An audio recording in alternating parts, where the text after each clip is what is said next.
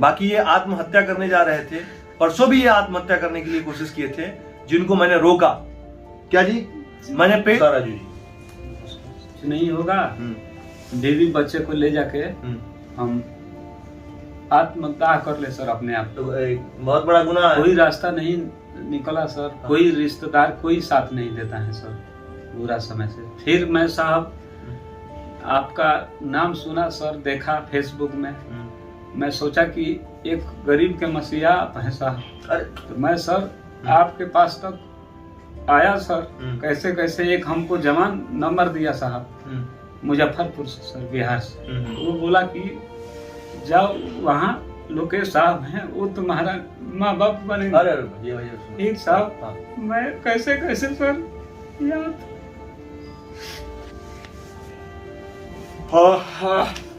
कोई बात नहीं, इधर आओ। फोर्स के पैरामिलिट्री फोर्स के लोगों को मेरा नमस्कार, वो चाहे अधिकारी हो जवान हो। आप ये परिवार के सदस्य हैं, दुर्भाग्यपूर्ण है ये, मैं इसकी निंदा तो कर सकता हूँ। मैं यही कहूंगा कि इनका साथ दे, इनके केस में साथ दे, और मैं आपको पूरी पूर्ण रूप से मदद करूंगा, ठीक है जी। जितना आपको पैसा चाहिए, मैं पैसा देने के लिए, आपको चंदा दिलवाने के लिए मैं तत्पर हूँ, ठीक है। और आपके एडवोकेट भी मैं दूंगा, ठीक है। ऐसा मत सोचिए कि मत दूंगा। ये कागज देखने के बाद मुझे ऐसा लगा कि ये मर्दन मतलब नहीं होता है कि एक आदमी को अपने पावर का गलत इस्तेमाल करके मतलब भेज देना है, ये इसमें पूर्ण रूप से दिखाई दे रहा है। मैं जानता हूँ ये सही एडवोकेट के पास गए रहते तो आज ये दिन नहीं देखना पड़ता, ये बहाल हो गए रहते, कोई नहीं रोक सकता है, ठीक है। संविधान इसी के लिए बनाया है, संविधान और न्यायालय इसीलिए बनाया है कि किसी दिन दुखी को ऐसे कोई प्रताड़ित ना करे। बाकी ये आत्महत्या करने जा रहे थे, परसों भी ये आत्महत्या करने के लिए कोशिश किए थे, जिनको मैंने रोका। क्या जी? मैंने प्रेरित किया। अभी मत रोइए, मत रोइए, ये गलत बात है, ठीक है। रोने से कोई कुछ नहीं होता, रो के अपनी एनर्जी को लॉस मत कीजिए। अगर मेरे पास आए हैं तो रोने की क्या जरूरत है?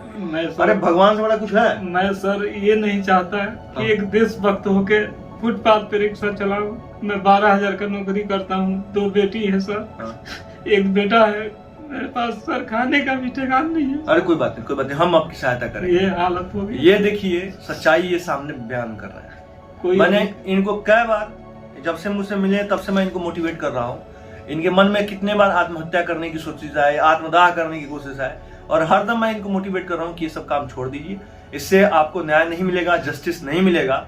इसीलिए वाचस्पति जस्टिस फाउंडेशन का निर्माण मैंने पापा से करवाया था, ठीक है। हजारों लोगों को पूरे भारत में, डंके के चोट पे बोलता हूं, पूरे भारत में हजारों डिसमिस फ्रॉम सर्विस तथा तमाम सर्विस के मामले में एडवोकेट, अयोग्य एडवोकेट, जिनको किसी की भावनाओं से कोई मतलब नहीं है, केस हार जाते हैं, केस पैसा ले लेते हैं, केस को 10 साल चलाते हैं, और उसका परिणाम क्या होता है तो ये आप देख सकते हैं। ये पैसा जो लेते हैं उनको नरक हो जाएगा, कीड़े पड़ जाएंगे, मेरा मतलब लग जाएगा, ये श्राप लग जाना चाहिए, और लगेगा। किसी को रुला के आप किसी के, आपने भावनाओं से खेलने का अधिकार नहीं दिया।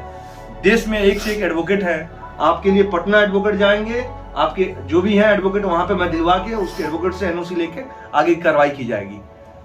मुझे इस बात का बड़ा दुख है, और इस बात में साफ स्पष्टता दिखती है कि इसमें कोई दम नहीं है।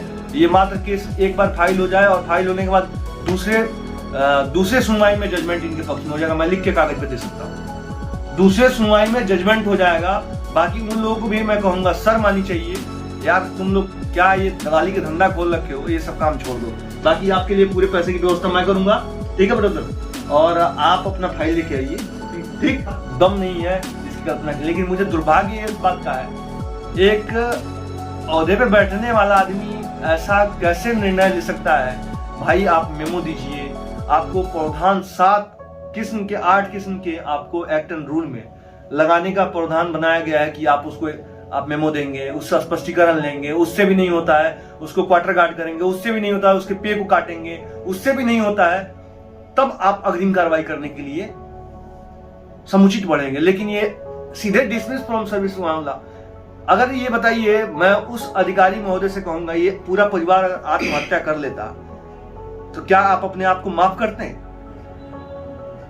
एक आदमी की कीमत समझते हैं?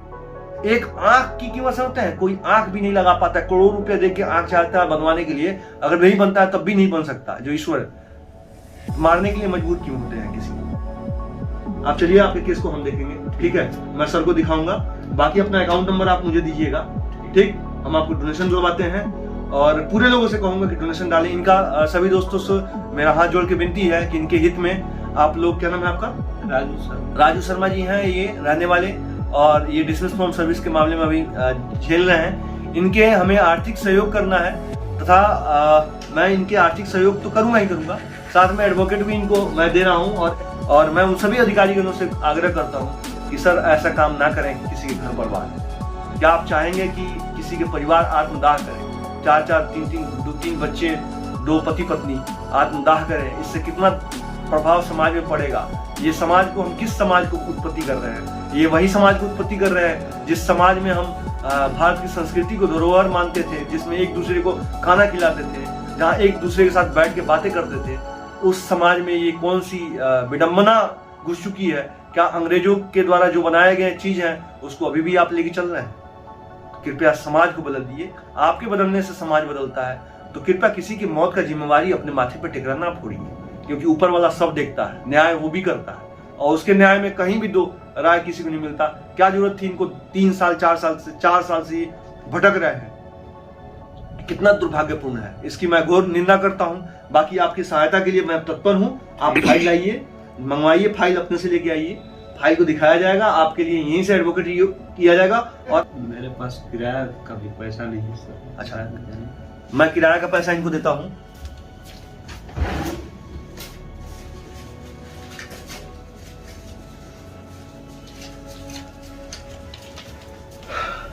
ये मैं आपको 1500 रुपए देता हूँ किराया के लिए। 500 में भी हो जाएगा? 500 में हो जाएगा? हाँ सर, कोई बात नहीं, 2000 रुपए लो आप, ठीक। ये लो, अरे सुनो, रो मत ना, तुम ये लो, रुपए लो, ये तुम्हारा भाई दे रहा है, ठीक है। 500 से हो जाएगा? नहीं कोई बात नहीं, ये तुम अपने पास रखो, मैं और रुपए दूंगा, चिंता मत करो। तुम जाओ और जाके आना, ठीक है। तुम जाओ, जाके आना, फिर जैसे भी तुम्हारे जितने पैसे खर्च होंगे हम उसके वहन करेंगे। रोते क्यों हो यार? जब मेरे पास आए तो रोने की जरूरत थोड़ी है। हाँ? अरे ये बताओ, तुम जाओ, खाली फाइल लेके आओ, ठीक है। तुम्हारे पास किराए के पैसे हम देंगे। ये तुम और चाहिए तुम्हें, ये 2500 रुपए लो। बहुत है सर। सुनो ना, ये लो, बहुत है। सुनो, ये लो, और तुम जाओ, जाके तुम वहां से आओ, फिर जैसे भी होता है तुम फाइल लेके आओ, ठीक है।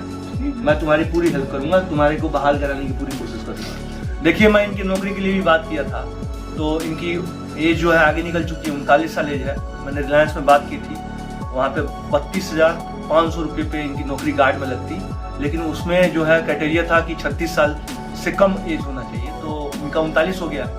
तो मैं नहीं चाहता कि ये 15-20 हज़ार में कहीं नौकरी करे, सबसे बड़ी बात ये है।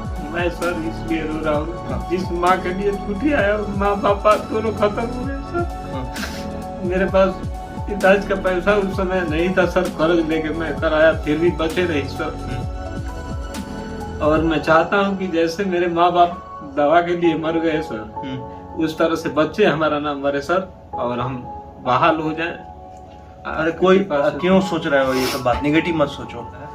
शायद उस जन्म का कोई फेर होगा तुम्हारा, जो गलती किए हो वो भुगतना पड़ रहा है, लेकिन मैं यही कहूंगा कि किसी के साथ ऐसा नहीं हो। आप ठीक है, आप जाइए, फाइल लेके दीजिए मुझे, ठीक है। जी सर, ठीक है, जितनी हेल्प होगी मैं हेल्प करूंगा ब्रदर। ओके, ठीक है। आप सभी को नमस्कार। आप भी देख लिए और आगे भी सहयोग करें सब किसी का। नमस्कार।